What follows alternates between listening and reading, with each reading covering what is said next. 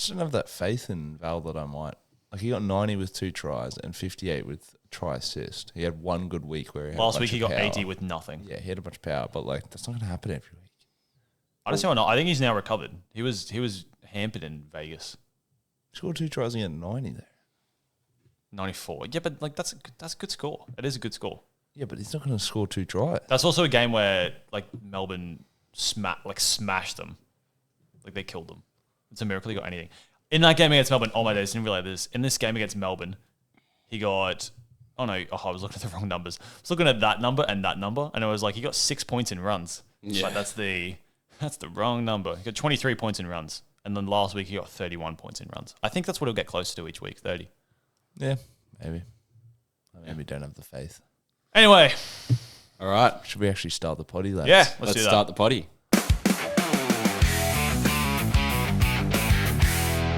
Welcome to Loopholes and Lockouts for the 3rd episode, 4th episode, because we didn't talk about the intro for twice, and then we introed it last week, right? So that's 4th. All right, 4th episode of Loopholes and Lockouts, everybody. And yeah, get excited. How you going, gents? How you going? Pretty good, mate. I'm a happy man. Big green arrows last week into a week where everyone's teams are kind of in shambles. I'm a pleased man, so yeah. Can't complain too much. Yeah, I can't lie. My team is set up pretty nicely, so bring on the carnage, to be honest. I was actually a little bit, I wouldn't say happy when Payne Haas was ruled out, but I wouldn't say I was sad at all. And yeah, looking at probably only the 2 trades and just looking pretty happy. Hopefully some more greens. Got about 10k green arrows last week, so I was happy with that. Up to the big 55k. So let's go. Only hopefully going to climb. I'm quite optimistic and happy this Thursday morning. Wow. When you're listening, probably a bit later that day. But yeah, anyway. Nice to see you back in form, mate. Yeah. So the last 2 head coaches. Grinning ear to ear, so I'm happy. You've been headed hand sort of activity, so. Well, such is life. Supercoach gets you that way from time to time. Righty. But yeah, this week we are starting a new segment called the SC Courtroom. And that's kind of going to entail 2 of us arguing about a certain player. We'll each roll through, so each combo gets a debate, a contention, and so that's obviously 3 players. And then the third person, who's an almost a neutral in the argument, is going to bring down the hammer wherever that's living, and rule on the almost debate winner, or just however they kind of feel about it. There'll probably be a bit of bias there, but that's all it is. Supercoach's biases, Supercoach's opinion. So that's going to be fun to look forward to. We're going to give that a red hot crack and see how you guys like that. And then obviously just move into the Physio Files as normal, panic buys and sells, and then our trades and captains for all of our teams, and then the consensus team as well, hopefully, if we can get to that. If we can remember. If we can remember that. And our tips. Yeah, bit to fly through this podcast. We'll just have a red hot. That's it. Yep. Speaking of flying through, let's rip through Team List Tuesday. Thursday night, Manly take on the Roosters in what is set to be an absolute pizzling. Yeah. I don't think there's many changes from either side here. Siwa Takiyaho's still out, so Kobe Hetherington still starting in the front row. Jesus, Manly bench is so skinny. Good news, though, for people who are forced to start Paseka this week with all the chaos. It seems like he'll probably still play decent minutes. Yeah. Not a lot of changes here from the Roosters. Billy Smith comes back into the centres after his e-scooter, or was it an e-bike? One of the two incident. He's back into the side, and then otherwise Roosters unchanged. Anything quickly to touch on here, guys? DCE's return to Brookie, lads. Big game. Yeah. If the Roosters don't pizzle Manly, I'll be quite sad. I'll probably shed a tear. But more to the point of the other playmaker, I hope Sam Walker does have a day out, and hopefully he can actually kick a goal for once, because that bloke has been kicking terribly lately. And I've been quite sad about it. Hopefully he can back up his 27 or whatever he got, something like that. Wasn't actually that number. But yeah, hopefully he can back that up with a strong performance. That's so weird. He was like, I swear when he came back last year, he was like the best goal kicker. I swear he barely missed. Yeah, straight up. So that's come out of nowhere. Yep, cool. Next game, Warriors versus Tigers in New Zealand. A lot of changes here for the Warriors. Adam Pompey back in. Charles Nickel-Clocksag comes back in at fullback. And Luke Metcalf takes the 6 jersey to partner Tanner Boyd, who stays at 7. Warriors forward pack, Jacob Laban and Lekalasima in the second row. And Mitch Barnett stays on the bench for now, with Fisher Harris and Jackson Ford starting. For the Tigers, Adam Dewey is named, although we'll get to it in the Physio Files later. We'll see how long that lasts. Jock Madden named at 6. And then I believe the forward pack is basically, it's the exact same. little bit short on the bench this week. The Tigers, especially. If they get an injury in the outside back, actually, I think they could be in trouble. Tristan Hope, Sione Finau, Royce Hunt, Seyfarth, Bunty Afoa. And then who is this? Valentino Tavana. He's a fullback. Okay, well, there you go. That might be their coverage. Anything to note on this game, boys? Not really. Just interesting to see how some roles develop now that there's a few changes in that team. Mitch Barnett returning, so what's that going to mean for Fish? And, obviously Jackson Ford, and then Metcalf returning. See if that maybe takes some more of the ball away from Tanner Boyd. We'll wait and see on that. But yeah, feel a bit bad for Tane Tuapiki, who actually had a blinder last week and then can't make the side. So I feel a bit bad for him. But you know what? The game's the game. Yeah, it's going to be tough going for Tuapiki. There's so many spine players there at the Warriors. Yeah. CHT in the number 19 as well. Yeah. A bit rough. Also, just want to touch on who's going to goal kick. Probably Tanner Boyd, but Lukey Matt kicks goals as well. I mean, see what happens there. My vote would be Tanner Boyd the better kicker, but whether they actually decide to go with that or not, who knows? I just feel I would be amazed if first game back from ACL they just put that on Metcalf. Yeah, I don't see why they do that. Yeah. Rightio. Broncos, Dolphins, Adam Reynolds back into the 7 jersey. So speaking of goal kicking, that will be interesting to see what happens there. Yeah. I imagine we all think it will probably be Reese. Probably, yeah. You never know. The massive news, which dropped, I believe it was on Teamlist Tuesday, obviously. Payne Haas drops out of the side. Corey Jensen and Willison start in the front row. So that's going to be very interesting to see what happens to the Broncos' middle rotation there. Currently have Ben Hunt on the bench and the 14. For the Dolphins, I believe this is a mostly unchanged side, except Flegler comes back onto the bench. Gilbert and Felice Kafusi still starting in the front row. And then I think the rest is the same. Anything to note here, boys? Not really, to be honest. Obviously, the big Payne Haas news. Yeah, huge Payne Haas news. Piakura starting again, which is going to be good defensively for that edge that's been struggling a lot. So, yeah, I think it'll be a good game, always a good game at Suncorp, and I want to see how Reese goes now that Adam Reynolds is back. Yeah, I think that's always going to be the wait and see. Also, I just realised for the Dolphins, Francis Molo back onto the bench as well. Yeah. So they're starting to get all their mills back. So that will be interesting to see how those rotations develop, especially for those of us who are still holding Flegler. Just on that Piakura, definitely one to watch. Got 35 obviously last week. Just watch that rotation. 300k could be a solid downgrade option, but when you've got Lasardi and Rauchman looming from their injuries and suspensions coming back, obviously they're probably stronger buys, but just one to watch with that rotation, see how he goes. How many minutes did he play last week? Actually don't know. Was it big minutes? No, he was off the bench last week. Yeah. Oh, that's right, because Willison started. Yeah, I think it was about 40 minutes. But yeah, I think if he can nail an 80-minute role, which he might now that we don't have that minute monster that Payne Haas is, he could honestly be a good buy. I think he's shown it last year. He got up to 500k at one point, I think. And I think the new scoring system will help him a lot. He does make a lot of third man in tackles, so yeah. Yep. Dogs versus the Knights at... I assume this is just the Dogs' home ground. Yep, cool, probably. On Saturday at 2 p.m. Looks like mostly unchanged teams. Fletcher Sharp comes into the 6 jersey as he was named last week. We'll wait and see if it's 2 weeks of being named and then taken out. But you'd imagine they're more confident with it this week. I believe these forward packs are all the same. Shout out Bronson Jerry appearing on the reserves in jersey 23. That'd be an interesting call-up. Not much to say here. I don't think there's any changes. Any quick notes on Dogs Knights? Yeah, Trey Mooney obviously out this week for the Knights. Oh, yeah. Whoops. So Jacob Saifidi slotting back in to start. Yeah, it's just a 1 week thing, I think. Is 1 week. 1 week. Yeah, so I wouldn't be too worried. I wouldn't panic trade him out, but if you need to go to someone playing this week, you could always consider that, I guess. But yeah, it's going to be interesting whether the Dogs just put 50 on this Newcastle side.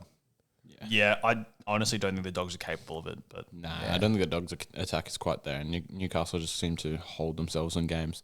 But I've actually seen Trey Mooney is quite a popular trade out this week. Yeah, a lot of people panicking on them. I think that they've kind of seen that if he goes, kind of plays at his price, 50, 55, 50, 60, something like that, he's not really going to go up that much at all, which is fine. But I think that's all you need in an FRF 3 position, which is where he's sitting for my team. So absolutely agree. Yeah. Absolutely agree. Yep. Penrith versus Parramatta at, I believe it's at CommBank Stadium, which is technically Para's home ground, but Penrith's home game, so always a bit of confusion until that Penrith Stadium's built. Unchanged from Penrith, I believe, entirely. Scott Sorensen and Luke Garner still stay on the bench, so we'll see what happens in this second row rotation. I suspect this may be the week where it's IPAP who sits in favour of Luke Garner and Liam Martin plays 80. So we'll see if that eventuates. For Parramatta, Brian Kelly comes into the centres. Who dropped out? Samrani. Samrani, that's right. He's done his meniscus. He's out for 6 weeks. And then obviously the really sad news, Jermaine Hopgood's done his ACL, so he's finished for the season. Jack Williams and Junior Paulo start in the front row. Interestingly, Dylan Walker takes the 13 jersey, and Jack DeBellin is in the resis. Yeah. So I don't know what's happened there from becoming a summer signing to one of your middles goes out and you drop further down the pecking order. He's not even in the best 19 players at the club, apparently. I don't understand what's happened there. I wonder if it's an injury or, carrying. Why would he be in the something. resis? Yeah, that's what I don't know. But, Seemingly, he's just fallen out of favour. Very weird. He's a great player 3 as games. well. He's a great player. Player. So yeah, honestly, this Parramatta bench is looking light. I've seen a couple people starting to throw out there, keeping an eye on Sam Tuivati to see what his role in the middle becomes. Maybe worth a look because, this bench is pretty lightweight. Luca Moretti and Charlie Geimer not going to be playing massive minutes in the middle. Matt Dory, you never know. So it might be Tuivati season if things fall his way. Cool. Cowboys versus Storm, 6:35 up in Townsville. Zach Labott comes into the side with Tom Chester suspended just for 1 week, so probably no need to sell there. Will be a very interesting watch next week, though, to see who takes that right centre spot. I think there's every chance it could be Labott holding, and Chester owners going to be disappointed. Yeah. But you'll never know until then, so that's all good. Reed Marnie still starts at 9, but obviously we now know Reed, it's been a bit of a disaster class. Peyton said in preseason he'll be an 80-minute guy, or he has the potential to be an 80-minute guy, whatever cryptic wording you use, and he's played back-to-back like 50 to 60 minutes, whatever it is. I'm fairly sure he came out and said he is an 80-minute player. Yeah. That's what we're going to be doing. And then it's like, I think he played 80 in Vegas and then never since. So Ridiculous. Actually ridiculous. Makes me want to cry. Yeah, not good. Storm backline remains unchanged. Alec McDonald keeps his spot in the second row. We imagine it'll be another week or two before Sean Bloor returns. Joe Chan keeping a spot on the right. Popular buy this week again. Anything more to note here, gentlemen? Quickly. Oh, nothing hugely supercoach relevant. Big captaincy option in Sewer, but we'll get to that. So. Yeah. Harry Grant as well, maybe. I'd look for, if you don't have Sewer and you want to take a VC punt, Harry Grant, definitely a great option. The Cowboys sucked through the middle last week, so the Storm will expose that even more. Stefano might be in for a big game with that, I reckon, as well. So good popular buy if you're trying to look to go paint ass to someone. I think Stefano's a great option. Definitely. I don't know, sorry guys, I wish we'd given you more notice on saying Stefano was a good buy. We've only said it for 2 months. So, we should have given you more notice. That's on us. Only the glaze on himself. Raiders versus Sharks down at GIO Stadium. I believe there are basically no changes here from either side unless I'm forgetting something important. Oh yeah, Matt Timoko dropped from the bench just in the resis now. So the New Zealand centre cannot get in ahead of the great Simi Sasangi, which honestly blows my rugby league mind. I don't understand it. I think Simi's a better defender, but if you're picking a centre, are you really picking Simi over Timoko? Yeah. It does just make me wonder if there's lingering injury issues, but I don't think so. But surely not, because he was on the bench and then he played for a few minutes here and there and then just drops out. I don't know. But yeah, I think it's pretty interesting, but Noah Martin owners, giddy up. Rejoice. I think Ricky is still taking it week to week, but he came out in the press and said something like, Simi's the guy at the moment, and Timoko's fine with it. We'll get his chance. He'll get his chance, eventually. But honestly, I think Simi's actually looked pretty good. We've been saying it for ages, at least when he was coming off the bench last year, that he looks great, and it's really sad that he can't get a full-time position at second row in that team. And us as Broncos supporters would be happy if he got plugged in anywhere in that team. I would take Simi Sasaki probably over maybe either. I'd take him over Piakura, definitely. Or maybe even a Ricky, but nah. He's a great player, solid player. Yeah, I wonder if it is just a little thing to get him a spot so that he doesn't leave, because he's a huge loss for them. I don't think you base your football team on that. You've got to pick the side that you think's going to win. I'm just also looking at this Raiders bench. So you obviously have Brayley, Hosking, and Atamariota who are going to play big minutes off the bench each week. And then there's Joe Roddy, Dane Laurie, and Jed Stewart filling up the rest. I feel like if you had Timoko in the centres and then Sasangi back on the bench in that rotation, that feels way better than me. That feels like a much more intuitive rotation. But nonetheless, Ricky knows his stuff. Only other thing, Teague Wilton and Billy Burns starting the second row with Nicara breaking his nose, as we'll get to later. Final game of the round. What an embarrassing way to end the Rugby League weekend. Titans versus Dragons. Jaden Campbell named in the 7 jersey this week. That's the only change from both these backlines. Valen Setu too. Still going to be running that right-hand side. Forward packs, Damien Cook, Emre Gula, and Blake Laurie starting in the middles for the Dragons, with the chaos with both Couchmans dropping out. So yeah, it's going to be, there's a lot of interesting names on this Dragons bench, like Jacob Halangahu, Pacific Tonga's come onto the bench, so we'll see what happens there. Titans, Arama Howe keeps his spot in the second row, which again, front row forward people who are open to play him will rejoice about. Nice one, mate. Patson, though, is still on the bench, so it will be interesting to see if sooner or later they're going to give Patson a crack in that position, even if it's just for a little bit to take some points away from Arama Howe. Anything else quickly, boys? Nothing hugely Supercoach relevant there. Game. Bit of a poo slinger. I was just going to say the only good thing about not having JC in my team is I haven't had to watch Titans games. So yeah, cool. Yeah. I think for me, this could be the first week the Titans get their win. I think the depleted pack over at the Dragons versus Tino and Mo Fotuaika, they played pretty poorly last week. They'll be out to rectify that, I reckon. I think the Dragons will use their second row a lot, which will be great if you have Sua or Luciano Leilua. But yeah, I think that look for the Titans to go to work. This is the week to reserve your kidneys and make sure you have that reserve there on him. If you have JC, good job. Could be even worth a captain in my eyes. Yeah, let's actually just briefly talk about Kinney, because I don't know if we'll get to him later. I was looking at Kinney's draw before, and his next 3 games are Dragons and then Broncos, and then I believe it's Parramatta. Yeah. With all the fullbacks that are looking really good to start the year, I think Kinney's got 3 weeks to impress, and then otherwise he's going to be gone. Because after that, I think they've got Warriors at New Zealand, into a bye, into Raiders at GIO. Yeah. So if Kinney's not exploding, and if the Titans don't get it together with Campbell there, I don't see how you can hold him with all the other fullbacks floating around. Yeah. I agree. Yeah. Also, I've got a bold take from this game. I reckon one of these teams is going to get their first win of the year. It's a bold take. Bold takes. And that finishes us for Teamlist Tuesday for the week. Yeah. Lovely. Alrighty, boys. We're going to rip into the courtrooms. As we said, how it's going to go, there's going to be a judge, which I've got the mallet. I'll start as the judge. I'm going to hear the arguments on the players for 2 minutes. So we've picked players that we know we have opposing takes of, so it can be an interesting discussion. It will be a little bit boring if we just said, like, I don't know. Let's do something boring. What's something boring? Herbie Farmer is a goodbye. That would be pretty boring. Yeah. So we picked some interesting players that we think will be good discussions. So I'm not going to keep time, but we'll try to keep it to roughly 2 minutes each, and then 2 minute from the other person. So the first player you guys are going to be talking about, Jackson Purdue. Elliot, take it away. I would like to hear Mine's more of a rebuttal, isn't it? Yeah, I want to hear the affirmative first. Okay. Context, owner of Purdue, non-owner of Purdue. Yeah.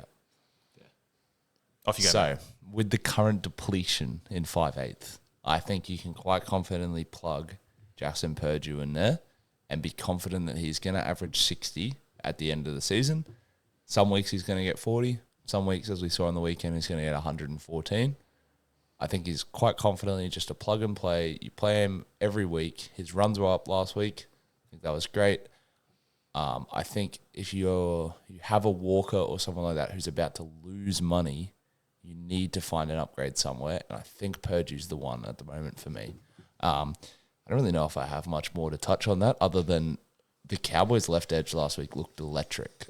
They have a rough matchup this week, but he's pretty much matchup proof. He's going to get 40 to 50 every week, basically. And then if he gets 114 every now and again, I'm more than happy with that. Cool. All right, rebuttal time.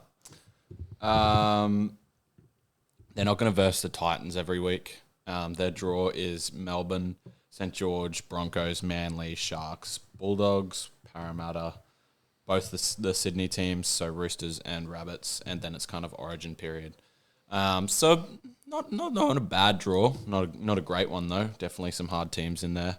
I don't think he's as matchup proof as you think. I think he's definitely got 40s in there. And look, 30s is probably pushing it a little bit too much, but I think he's definitely got low scores in there. I don't think he's going to get 100 each week.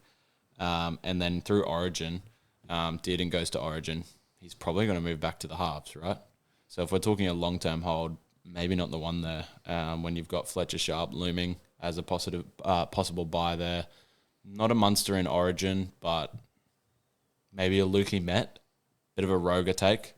I know it's pretty homeless in 5, I can't lie. Luai, when he comes back from the injury, though, only looking at about 4 weeks out there. Maybe you give him a week or two to have a look at, but still a solid downgrade option, actually.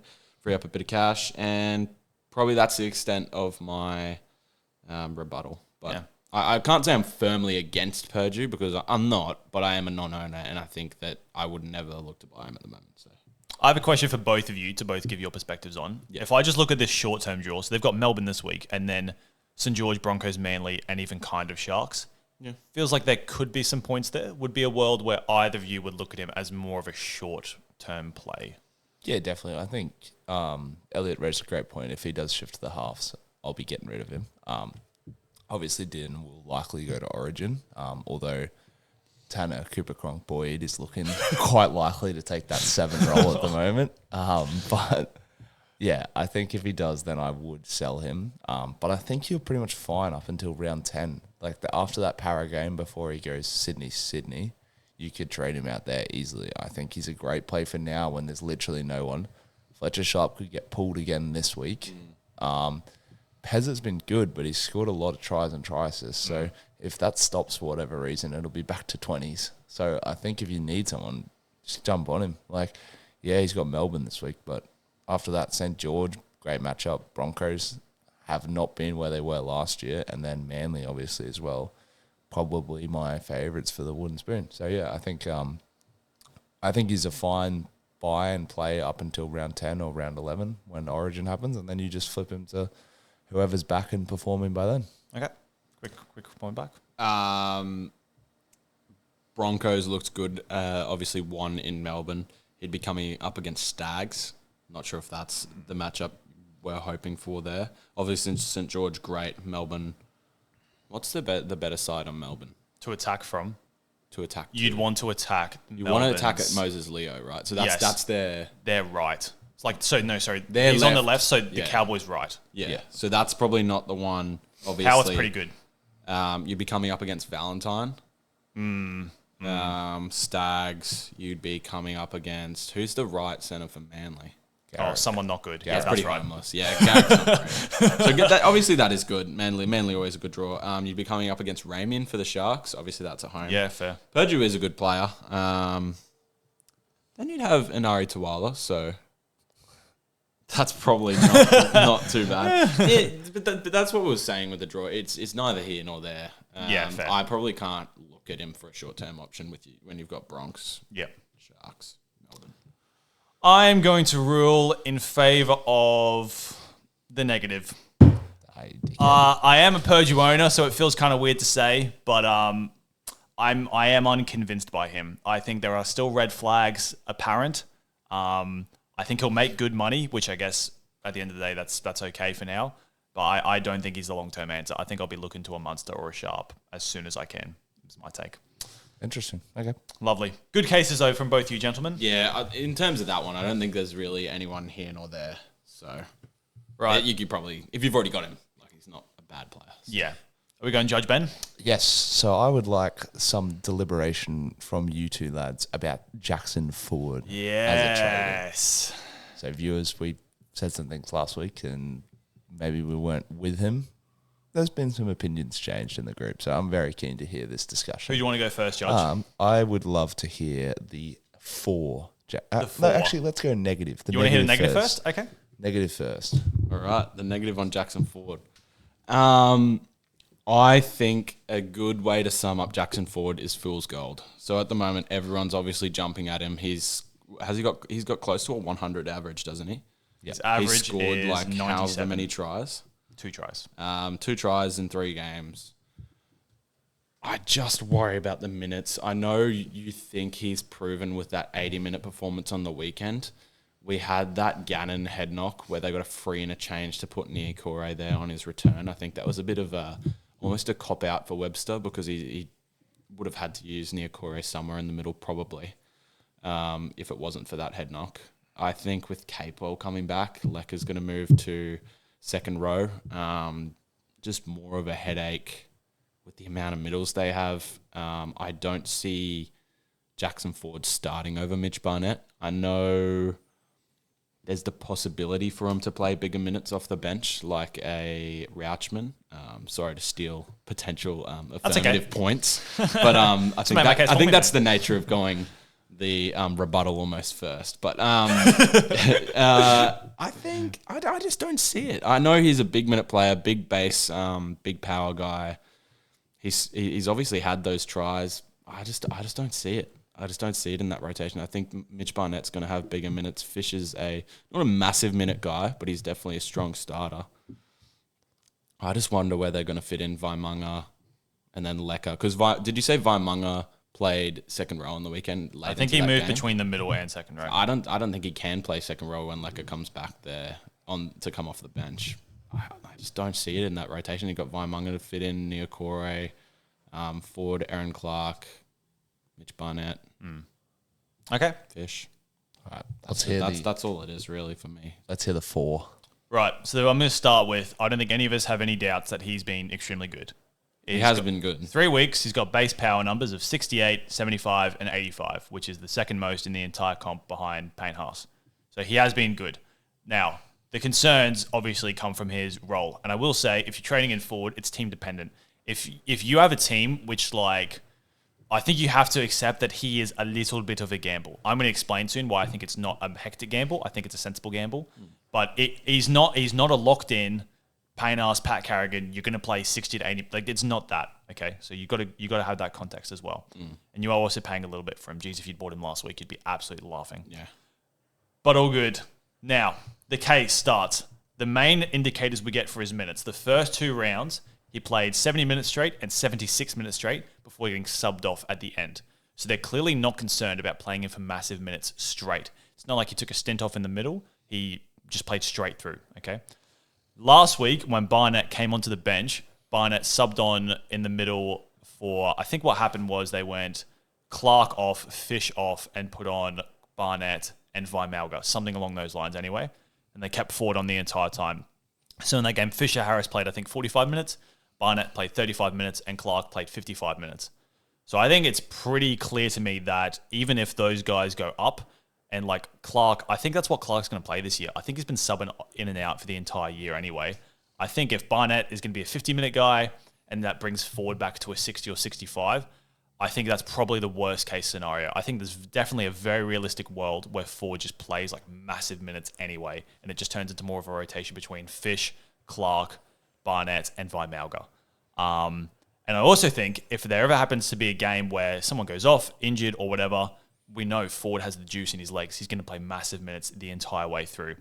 And as a final point to my case, I always like to think what is conceivably, I'm not thinking the worst case scenario as in what if he does his ACL. You can't think like that. What is the conceivable worst case scenario? So what I've done is I've gone to the price predictor tool on SC Stats, and I've gone, what if he gets 70, which I think is a fairly realistic total for the next 3 weeks. If he gets 70 for the next 3 weeks, at the end of those 3 weeks, he'll have gone up a total 56K. So if he gets 3 70s and I find it's not working, I've made 50-ish K and I can move to someone else. Or if he goes better, he'll make more money and I can still either move him on, or maybe he'll just be the guy. I'm kind of looking for some guys who are going to be my front row starters for the rest of the season, as we'll talk about later. I think there's someone we all might be selling this week. So someone's got to fill that void. I think Ford has a chance to be that guy, and I want to take a crack at him. Fair enough. All right, interesting point. Just for some discussion from both of you quickly. Warriors have been using currently in most games 1 interchange on hooker, 1 interchange on second row, 2 interchanges on middle. How do you perceive that going for Jackson Ford's role?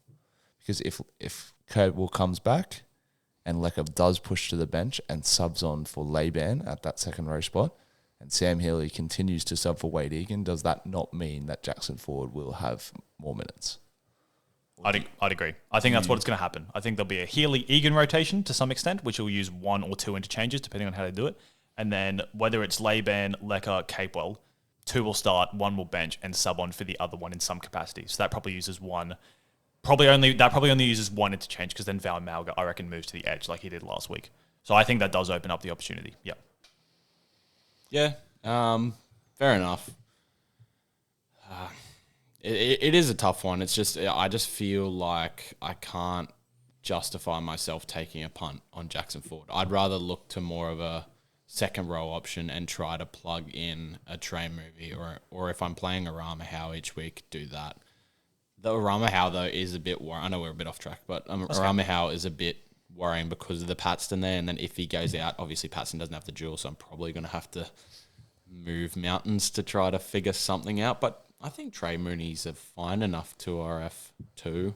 It's a little bit shaky, but for me, I just can't justify the punt. I agree. I think it's fair enough. I don't agree, but I think it's fair enough. You've outlined it perfectly at the start, with the context, the gamble, the role, but you have outlined the worst case scenario outside of injury, obviously. And then, yeah, I can't really knock it too much, and I'm prepared to take the L, but...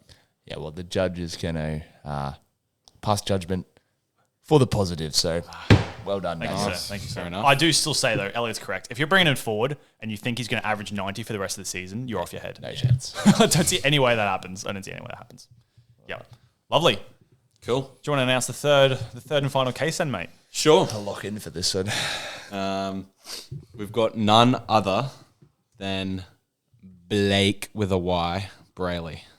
So Ben's arguing the affirmative, obviously. He's been a big Blake Brayley guy from the start. Obviously doesn't own him yet, but he's talked about bringing him in multiple situations. Still might not. Obviously, it's not tying him to his beliefs there. But he is definitely a pro Blake Brayley guy. And then Dan, possibly not so much. So we'll see what happens there. But I would like to hear the affirmative first, please. Okay, perfect. So, in a world where there's a lot of injury and suspension at the moment, right? And Reed Marnie is not doing what we thought he would. Is there a world where instead of going down from him to the cheese, you go up from him to Blake Brayley? All right. Until last week, I watched him play in the Panthers game and he looked electric. All right. The amount of times he took the line on and drew a penalty was ridiculous. Now, as those penalties start to dry up, as they realize how fast the game's becoming, does that just mean more and more line breaks for him? I think so. Sharks forward pack obviously always been strong. I'm not saying he's going to reinvent the wheel, but he did gain 6 points in the new scoring system. On top of that, he's just a great plug-and-play option when a lot of people are going to have suspended or injured players on their bench for a little bit. So you make one trade and all of a sudden you have an easy reserve every week instead of making Reed money down to the cheese, using that money to go someone else up. So instead of doing that, you just use some spare money, which we're all going to have at some point from downgrading players, to go Reed money up to Brayley, and you play 2 hookers. And then when Harry Grant goes to Origin, which he obviously will, if Brayley doesn't play Origin, then you have the best premium hooker for Origin. So yeah, that's sort of my affirmative for it. Obviously 90 on the weekend as well with a single try assist. So shown his absolute ability to just rack up points. He just makes tackles and takes runs. He's not reinventing the wheel, but if he starts scoring tries and getting more assists, then he's just going to explode. Very nice. Fair enough. I can't knock it too much. Like, I think we'll find out where the hammer goes later, but let's hear the rebuttal first. Okay. This is a tough case because Brayley has been good, but I will do my best anyway. Okay, so to start the year, I'm looking at base power here. Brayley's gone 54, 65, and 74. Okay, so very high base power. And his floor in these 3-game sample size is 54. Last year, in terms of base power, he went above 50 1, 2, 3, 4, 5, 6, 7 times, and he played all 24 games and played basically 80 minutes the entire time. And then see his 2 big ones from this season, 74 and 65. That would have been his highest base power last year and his 4th highest base power. So I think he's currently playing at his ceiling. I think there's an inevitable downtick to come at some stage. I would also say lots of offloading from Brayley this year, like a lot of offloading. last season in the entire year, he got 44 points in offloads. This season, he's already on 16 after 3 games. I can't see that pace maintaining. I will caveat that with the offload system has obviously changed. So it's significantly easier to get like an offload to hand for the 4 points rather than the effective offload criteria it used to be. So maybe he will continue at that pace. I just think it's a big ask. I think in terms of attack as well, last year, an incredible amount of try assists. Brayley got 180 divided by 12. What's that? Got 15 try assists last year, and he's got 2 in 3 games. So maybe he will continue at that pace of getting like 2 try assists every 3 games or something like that. I think it's a big ask. I think you're also paying a premium. Like this isn't. What did we buy Harry Grant for at the start of the year? Wasn't it like low 600s? Yeah. You're gonna have to pay 700K for Brayley after this week. I imagine people aren't gonna buy him this week because in a week where there's been so much chaos elsewhere, going Reed to Brayley feels like a serious luxury. So he's gonna be up to 700K next week. I don't see a world where I would pay 700K for Brayley when I could pay less than 800 for Reese, less than 800 for Val, roughly 800 for Herbie, roughly 800 for Cleary. I don't see the justification in going Brayley at that price over those guys I just said. I know my friend over here likes his locked-in reserve that he does every single week that he just doesn't like to think about. I honestly find I like the flexibility of having 4 different names that I can pick based on matchup or form or whatever. I don't love the idea of just being locked into someone. Maybe that's a pessimistic mindset, but that's just kind of how I like to play. So those are my thoughts on Brayley. Cool. And I know it's a fairly loaded question, but I just want to throw it out there to the lads. What if we knew Brayley was playing Origin? How does that affect your trade plans? Would you bring him in or would you not? If I knew he was playing Origin, Robson goes down with an ACL. I probably would think. I would think a little less. I would still consider it if you're struggling with numbers on the bench and you have a bit of money in the bank. I'd still definitely consider it. But maybe I wouldn't be quite as strong. I just think they're going to go for a more defensive hooker than an attacking upside. And so Origin, obviously, big bodies in Queensland. So I think they'll likely take Robson purely on his defense. They don't need anyone there with the power and skill they have in their spine and backline to make plays out of dummy half. There's just no need. So I do think they'll still select Robson, provided there's no injury there. I think if you select it for Origin, you can't go for him. So just looking at their draw from 12 to 19, so that Origin buy window. Sharks have a buy in 12. Assuming he backs up, he'd play in 13, 14. 15 would be an Origin week. Assuming he backs up, plays in 16. They have a buy in 17. 18, he'd be away at Origin camp, and then he'd play in 19. So of those 8 weeks, he'd only play 4. I think if you're holding him for that period, your team has to be absolutely looking set to the houses everywhere else to carry a net 700K hooker for 4 weeks. Yeah. And so with the final ruling, I'm going to rule in favour of the negative. Woohoo! And so that doesn't necessarily speak to the argument. Like I actually don't hate it. I think it's actually quite a solid player to have him there. Personally, I probably wouldn't want to spend the cash at hooker number 2 though. I think that's a player where we can downgrade to like a cheese or whatever and just plug him when you have to. And then I probably personally would prefer to play it by ear with the reserves and just kind of try and figure it out on the fly. But yeah, definitely no knock to your argument, Ben. I actually thought it was quite solid, and I think it is a solid play. But yeah, I guess coming in with like you'd have to buy him for like 700K-ish, like high 600s, depending on when you want to try to get him in. I think it's just a bit rough there, and probably don't want to spend the cash there. Can I ask you a question? Is there a world where you would cut Grant and just go with Brayley as your number 1 guy? No. Yeah. Okay. I think it's interesting. Second question: did you win? You won no debates. You had 2 debates. You lost them both. Is that correct? How's your play it by ear, Joe Chan? Okay. Stay humble, eh? Nice little segment. Let us know what you think about it. We could keep it or that was fun, boys. Figure out something else. But yeah, just let us know the thoughts. And yeah, we'll probably be keeping it in for a couple of weeks at least, or like on and off, and you'll see us again with the court hammer, and maybe we'll even buy a wig by then. One of those, yeah. Beautiful, boys. Time for my favourite time of the week. It's time for the Physio Files. Lads, let's get into it. Bit of an eventful week, really, actually. Say that. So I'll just rip through it nice and quickly, as we always do. Payne Haas out this week with an AC joint. It's usually a 1 to 2 week recovery. However, it is important to note that there is a re-aggravation risk. So does that mean his output or his minutes go down when he returns? I'd say probably likely. But we're kind of speculating how bad the injury is. I just know Payne Haas isn't the sort of bloke that's not going to play a game unless he absolutely has to. Similar to Payne Haas, Kiraz carrying a shoulder injury. He's had a depleted output since Vegas, pretty much. It's one game, isn't it? Yeah. But in saying that, he had his shoulder strapped all preseason. He didn't look like he was comfortable with it in Vegas. And then last week, we kind of saw the flow-on effects of that, I think. What that's going to mean in the future, I'm not sure, but I think he needs to rest it at some point. So, yeah, important to note there. Toby Couchman, he's got the 1 week Cat 1 protocol. So the Dragons are going to be depleted in middles this week with obviously his brother Ryan Couchman also out for 4 weeks with that hip drop tackle on Jermaine Hopgood. Talking of Jermaine Hopgood, he's torn his ACL. So he won't be back to next season. So definitely an immediate sell.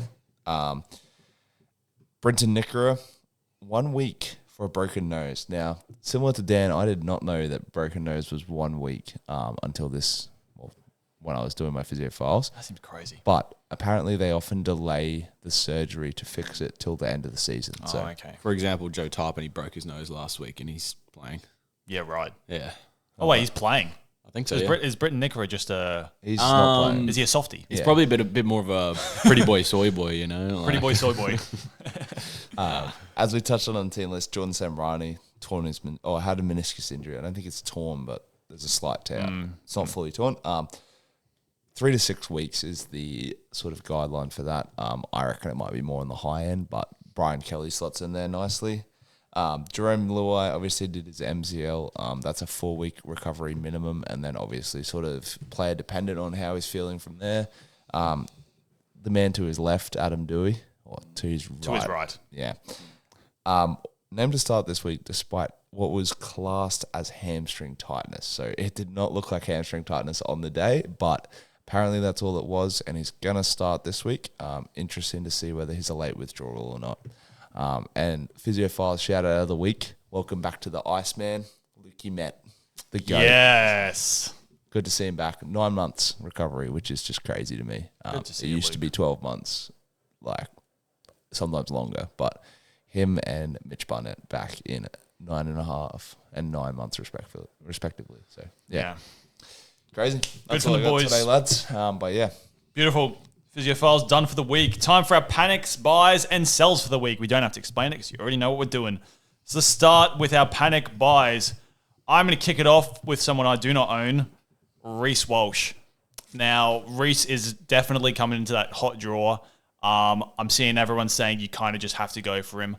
I'm going to temper those expectations a little bit. I'm going to say a 7 for Reece. I think he's a great buy. I think ideally he's going to be in this team sooner or later. But I'm still willing to have a little bit of a look at him. I want to see what this Broncos team looks like with Reynolds in there. I want to see if he goal kicks. And honestly, I just want to see how hampered the Broncos are in general by no Haas. That's a lot of production moving down the field. Corey Jensen, as much as I love him, is not paying Haas. So I think it's good. I think it's a good buy. If you're buying him this week, cool. If you've already got him in your team, great. I am just happy to have another look at him though. But he's still great, so I'll say a 7. Absolutely. I don't think I have too much argument there. I'm going to get him this week just because I think he could explode. I think Reynolds is going to be coming back from his injury, slightly hampered still. So Reece Walsh is going to have to be that man. I think he'll goal kick. That could easily be 100 points and a great VC option. But I don't think you must have him this week. I think you need him by next week. But this week is maybe on the fence for me. Fair. Yeah, he's probably a rung down from a must-have this week. But yeah, definitely I would agree that he would be pretty much there next week. Titans next week, yes? Yeah. Yes. Yeah. So I just brought but yeah, I think Dolphins a bit of a harder matchup. You put some good points in there about no Payne Haas, but I just wonder if some of the other middles will actually get a chance to play and show their form. Like Orblix, we haven't really seen what he can do without a Haas just kind of there in the pack. I feel like he's the type of guy to kind of stand up. He feels like a tough guy to me, like a tougher... All Black's tougher. No, that's good. That's good. That's pretty good. That's Jeez pretty good. Louise. Anyway, yeah, I just think that maybe it's Wilson's season a bit there. He's He'll never get a better chance. guy. Yeah, he'll never get a better chance than that. I would have loved to see. I think Ben Takura isn't currently fit. Like he's not fit for selection. So I would have loved to see him get a chance off the bench. I think the Broncos will still have enough go forward against a Dolphins pack that has a depleted Flegler, a higher minutes Gilbert, and then just kind of who else they can kind of fit in there. Yeah, can't really knock it too much. I bought him last week, tried to go a bit early on him, see if he would replicate the grand final, but yeah. Yep. Cool. All right, snaking down. For my buy, I've got Valentine Holmes, and for the rating, I'll chuck him at a nice little 7. So I think he's a strong buy this week. However, I've knocked him down to a 7 just because of the fires everyone has to put out this week. And the fact that Herbie's looming at a little discounted price, and I don't think he's as holdable as Herbie throughout the whole season. So I just think if you're buying Herbie, you're going to plug him in there and never get rid of him from your team, pretty much unless he gets injured. Valentine, it's kind of like he's going to play Origin. He scored 2 tries and got, 90-odd? Yeah. Obviously going to kick goals versus the Titans this week, and that probably leads into the run I'm gonna let you guys know about. But he goes Titans, Cowboys, Homeless Manly, South Sydney, who haven't looked the best. Then Roosters, who also haven't looked the best, conceded 40 points to the Panthers. Then they have Newcastle, and then that's when the draw gets a bit harder with New Zealand and Penrith and Broncos. Yep. But for that run, he has probably the best run in the league at the moment. Gonna kick goals for all of those. Posted up, linking up nicely with that right edge with Atkinson. Definitely a strong buy, but 7 because of other options and fires to put out this week. Yeah, I'd agree. I'm a happy Val owner, but I think I think you're right. There's also a couple red flags with Val. Like his base last week was much better. His kicking goals was much better. And he was looking like a threat again. Offloading as well, which is good to see. But the fact that his first week was a little bit poor and even his second week against Melbourne wasn't red hot. I think there's a couple flags, but I think it's a cheap price for Val. 720k is low for what he could be, especially with that draw. So break even also 60, so maybe that makes him a bit more of a buy this week as opposed to next. But yeah, I think you're completely bang on though. I don't think you have to have him. Yeah, cool. Yeah. Maybe I'm a little bit lower on that, but I don't think it's much of a disagreement. I just think obviously he had one good week and everyone's sort of panicking. The other 2 were sort of disappointing for what he did in those weeks. 2 tries and then a try assist for 50 is not very brilliant. My panic buy of the week, Jaden Sewer. I think personally this is like an 8. He is the 3rd highest player in base and power this season. He is the number 1 second row forward in base and power this season. He's 2% owned, so pretty much a super pod at this point. He is expensive, but gee whiz, he looked good on the weekend. 110 with a singular try. He scored 1 try this season so far. He could easily cross in these games. We just talked about the draw. Like, the Dragons are low in the middle. They're going to have to use their edges to all extents. Like, he's going to be running the ball. He's going to be offloading, tackle busting. The Titans' defense is pretty poor at times this week. But then obviously some other teams that are relatively easy. So I think he's a strong buy. I think you got to have one premium this year. And for me, it's out of him or Preston. So, yeah. I'm pumped for Jaden Sewer. He's currently the 2nd most offloads in the entire comp. And I agree what you said about the try scoring. I think Daniel Atkinson's gone under the radar as a pretty good start to the year. I think he's finally working out how to play make in that side. And if he's going to hit that short ball to Sewer, magic. And as we just said with Val, if he's not going to hit the short ball to Sewer, where's he going to go? Out the back to Val and Setu too. Yeah. Who are, I've messed this up in weeks before. They are on that right yes, side. They are. Great. So I'm super excited by Sewer. You're paying a bit, but I mean, it's not going to feel like a bit if he's going to score 80 every single week. Yeah. Did you give a number, sorry? Yeah, 8. Yeah, I'm really strong on him. I guess we'll move on to the... You want to snake back down? Go sell. Yeah, you go, mate. On to the sells. My sell of the week, Reed Marnie. I've put him in a 5. purely because I think I don't know about you guys, but I don't have to trade to do it this week. No. If I lose a little bit of money on Reed at hooker, it's fine. I'm not playing him anyway. But the cheese is looming. You probably have to trade him in by that round 3 price rise. You obviously got a couple of weeks because they've got to buy this week, and then he'll be back for sort of 3 weeks. But I think that eventually needs to be done because the role is just not there. Me personally, I'm probably going to keep him for another week or two and just see if anything sort of changes. But yeah, he's got to go eventually, and I think he's performing very poorly. He's not even making his break even at 400k. So there's no world where he's a keep for me. But I think there's other things to prioritize at the moment. Yeah, he was in my trade plans just purely because the other fires in my team I just didn't really want to get rid of. I don't have a Rauchman. I don't have a Toby Couchman. I wanted to hold Trey Mooney, and then obviously I'm just going to try and slow burn Flegler. But then obviously my trade plans have changed slightly based on vibe and opinion. But yeah, can't really knock it.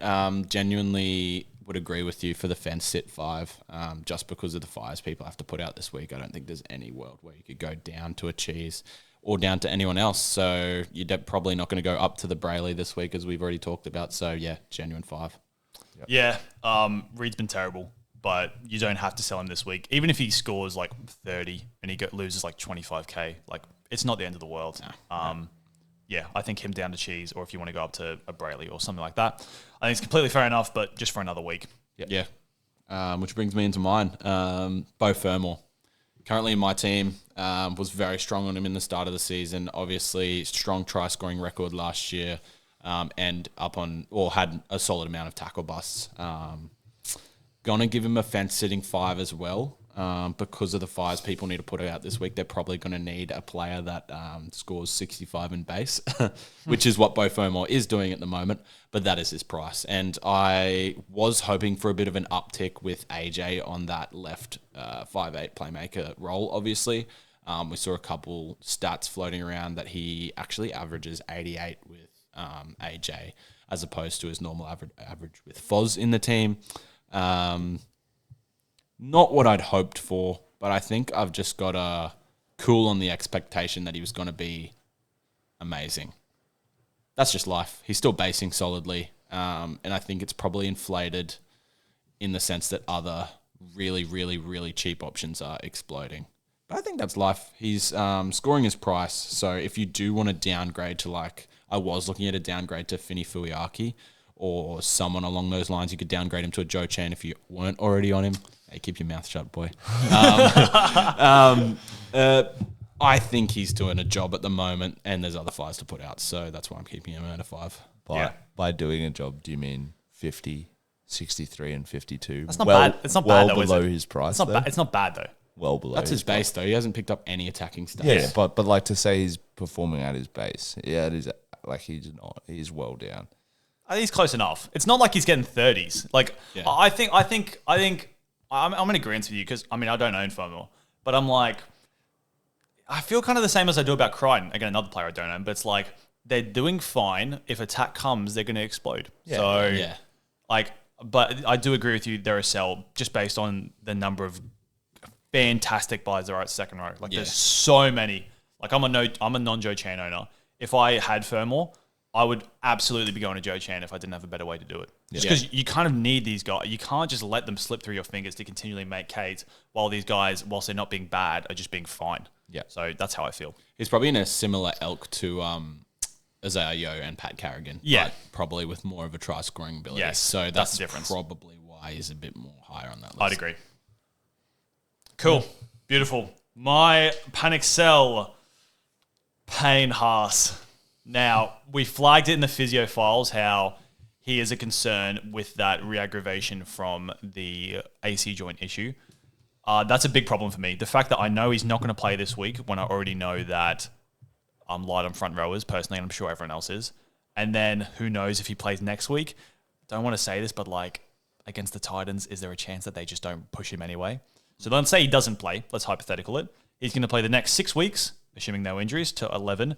Then from 12 to 19, once Origin hits, I'm going to take a bold claim here that Payne Haas is going to play Origin, boys. He's going to play 3 games from that 8-week stretch from 12 to 18. You cannot hold him for that. One of those being a backup as well. One of them being a backup, which would it shock anyone if he doesn't? Wouldn't shock me. No. So if he plays 2 games in 8 weeks, even if it is the maximum of 3, I don't understand how you can hold him through that period.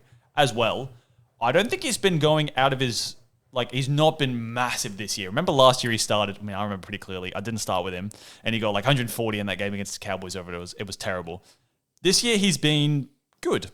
He's been good without being fantastic. He got 103 in that game against Para when he scored. And then his other 2 games, a 68 and an 84, which is his price or below his price.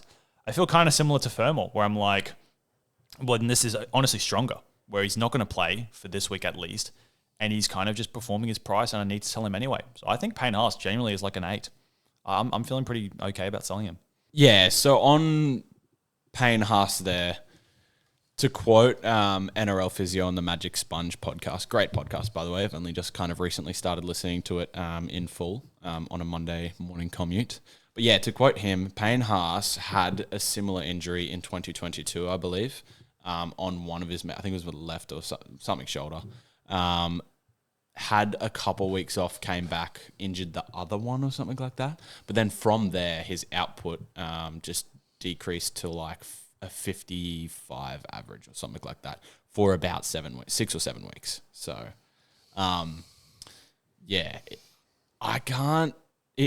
based on all the evidence you've just said there on the draw and everything, and then in conjunction with the possibility or the high possibility that he might output 55 and he's already only averaging his price, he's definitely not a must-have anymore for me.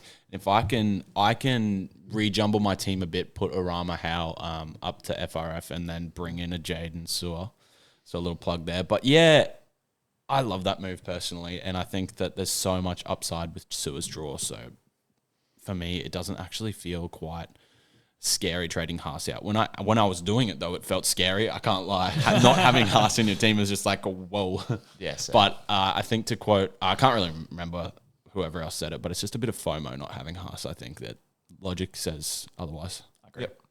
No, easy. I think that I'm in full agreement with both your points. I don't think I need to... Excellent. Beautiful. Fantastic goal. Time to move on to our trades and our captain plans for the week. I'm going to kick us off, gentlemen. As we just said, Payne Haas, he's gone. I can't have that money sitting and not have the guarantee of points that comes with it. I mean, that's the best part about Payne is you're like, he's going to get 80 each week. The world's now changed. That's not going to happen. Jermaine McEwen, this one hurts me. I really wanted him to be great, and it just hasn't worked out. This is life. Sometimes it happens. You have a go. I'm honestly not mad at myself. The logic was sound. He has played 80 minutes. He's honestly just looked really bad. Too many errors.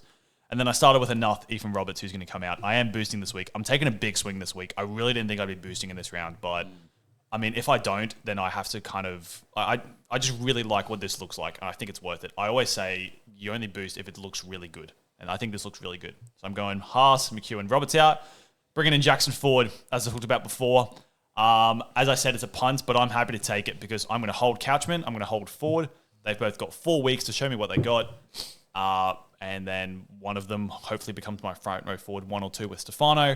The other one gets sold to enough for money. So I'm happy to take a bit of a punt. I think if I take 2 risks and just hope one of them comes off, math says that sounds like good logic to me. Yep. Joe Chan has to be done. Should have bought him in last week. I'm not mad though because I bought in Fina Fuyaki who owned 90k. What did Joe Chan make? Like 140k? Yeah. So I've lost out on 50k. And I don't want to lose out on any more by not having him now out of pride. And Jaden Sewer, as we discussed, the fact that we can get a super pod who's basing and powering 75 sounds pretty good to me with a disgusting Dragons draw coming up. Yeah. And do you want me to say my skip plans now or later? Yeah, I think you just get straight into it. I'm thinking at the moment VC Herbie, Captain Val, but we'll see. Sewer is calling my name in the distance. Of the Falongo variety or the... Of the Falongo variety. Oh, yeah, that's going to be a pain in the ass now, isn't it? I'm thinking Herbie VC, even though I'm still absolutely got flashbacks to last week. But, yeah, that's my plans. Awesome. On to me. Yep. So, yeah, I've pivoted... earlier in the week, I was going to do a Reed Marnie out to a go early on the cheese just to free up the cash because I like the rest of my team. Since pivoted to Haas out into obviously Howe up into a Sewer, Jaden Sewer into second row. Love the way that looks. And it just frees up enough cash for me to go from Faimani to Herbie in one hit. And that's pretty delicious for me. Opting to go Herbie over Val there with the draw. I would prefer just to have a bloke in there who's not going to play Origin and he's just going to be in my team for the rest of the season. That just fills me with so much happiness. That I've been desperately looking for 3 weeks. So captain plans are VC Walsh, hoping he explodes there, keeps the goal kicking. I'm hoping he picks up 1 to 2 tries and an assist. That would be delicious. And then captain into a Sewer for Longo. So obviously, I'm hoping one of those guys just does well. So You're a lucky boy that Herbie only got 85 last week, mate. yeah, Lucky boy. Yeah. Well, that's just super. Oh, that's Supercoach, but But yeah, if Reece did go well, I would get to avoid playing Pezzett and I could play my goat Cody Walker. So Captain Cody Walker is looking pretty strong this week if Reece goes well. So that would be the ideal situation. I'll be the only time you're ever going to captain Cody Walker. Yep. All right, lovely, mate. I'm boosting as well. Actually, I wasn't keen on it, but just the options that I have in front of me, I'm so happy with. So I'm just going to do it. Pretty simple on my end. Haas, Yo, and Faimani are all going out, and I'm bringing in Ford, Sewer, and Reece Walsh. So huge team upgrades coming from me. I said it last weekend. You know what? I was really happy because I managed to scrape through with 800K in the bank, and now we see the result of that. Yep. And what's even better, even after all 3 of those trades, I still have 330K in the bank. Wow. So next week, Herbie season, maybe Val if I'm still interested by then. Yeah, there's a lot of options there for me. And then as for captain of VC, same as Elliot, VC Walsh into captain's Sewer. One of them's going to have a good game. I'm only looking for 100 personally. I've got some people I currently have reserved that I'm not overly keen on. So yeah, all it's going to take is one big score, and then I'll just drop someone out. Another good point. What score would we take from our VCs this week? Obviously, you have Sewer, so would you take a Sewer 100? I did just change. Oh, that. sorry, you From did. I said Herbie. Herbie. No, I said My Herbie. mistake. But like as you guys are talking about Sewer, I'm thinking Sewer on a Well, either Herbie or no either matter. Sewer then. Triple dig. Would you take 100? Triple dig. Not a 90? Not with there's strong captaincy options last week. I think you'd take a 90 last week. I don't know about this week. I think a 90 would be a real tough decision. Triple dig is not a no thought loop. Yeah. Your opinion, Ben? With who I have VC and captain, I probably would take a 90, just because I can't guarantee that either of them is going to get base of 70 or 80. So for example, what if Reece Walsh gets 90 and then Sewer doesn't get any tries? Like he's all of a sudden going to get 40. I can't guarantee Sewer's going to he may get 150, but yeah, I think for me, I'd probably take a 90. It will be a strong consideration. Yeah. Just out of interest, what are the strongest captaincy options this week? Clearly didn't look at the captain's corner, mate. Let me. No, I mean like most at the current. Who's got the C band on the most? You mean across Supercoach? Yeah, across Supercoach. Okay, let me have a look. All players. Yeah. The most popular captain is Sewer. Yeah, I thought so. And then Cleary. Cleary. I thought people would be put off him. And then Cleary Sewer for VC. Cleary against a depleted Parramatta side, it's not the worst. I was considering VCing him instead of Walsh, but yeah. Thought it might be Sewer. Anyway, let's move on. Cool. All right, let's finish off, guys, with our tips for the week. I'm just going to read out the games, and we're going to say our tips. Starting off with Manly versus the Roosters, I'm going to go... interrupt you. Consensus team trades quickly before that. Oh, good stuff. Pretty easy on our end. It's just Payne Haas and Cooper Bye, who we were still holding after that try a couple of weeks ago, out. Joe Chan and Jaden Sewer in. So it's going to be beautiful. All 4 of our accounts all have Sewer now. So yeah, if he gets an ACL rupture on the weekend, we may not have a podcast next week. So that's going to be touch wood. Either good or horrible. No in between. Yeah. Are we looking at what captains are we looking at? For the consensus, we just go the same Reece Sewer thing. I would be considering Sam Walker. I would not. No? You probably can't. I don't think I can do it after you just go 29. I get what you're saying, but I just Reece Sewer. Let's not overthink it. Yeah, all right. Let's do it. Yeah. Reece Sewer. Awesome. Cool. Let's rip into the tips now. We're going to start with Manly versus the Roosters. I'm going to go Roosters 13+. I'm going to go Roosters 13+ as well. I'm going to go Roosters 1 to 12. Conservative. New Zealand versus Tigers in New Zealand. I'm going to go New Zealand 13+. I'll go New Zealand 13+ as well. Yeah, I think That's across the board there, 13 plus for New Zealand. Yep. Broncos, Dolphins. I think the Dolphins will put up a bit of the fight here. Broncos 1-12. Broncos 1-12 as well. I'm going to go Broncos 13 plus. Yeah, I think it's valid. Dogs, Knights. Dogs 1-12. They don't have the points in them for 13 plus. Yeah, I agree. Dogs 1-12. I think they do. I've seen scores from 40-4 from them, and this Knights side is not tickling my fancy. I'm going to go Knights 13 plus. Cool. Penrith versus Parramatta. Penrith 13 plus. Penrith 13 plus. Penrith 1-12 for me. Wow, okay. And then Cowboys versus Melbourne. Just a vibe thing. I think the Cowboys will make this kind of close. I'm going to go Melbourne 1-12. Melbourne 13 plus. I reckon they absolutely destroy them. Fair enough. Yeah, I'm going to go Melbourne 13 plus. Yeah, I think it's fair. Raiders Sharks. I'm going to go Raiders 13 plus. I think the Sharks are in their fraud era again. I'm going to go Raiders 1-12 with an upset as well. I'm going to go Sharks 1-12. Then finishing off, Gold Coast versus St. George. This is really tough. I'm going to go Titans 1-12. I'll go St. George 1-12. I'm going to go Titans 13 plus. Lovely. That's us for the week, boys. Yep. All right. Thanks very much for joining us as always. Have a lovely week and good luck in your Supercoach endeavours to all our viewers, of course. I'm just a bit nervous this week. I don't know why, but we've had nothing but green arrows. I'm waiting for that first red, but hopefully not this week. Love you guys. May your arrows be green. Have a lovely week. Get Jackson Ford and Jaden Sewer into your team.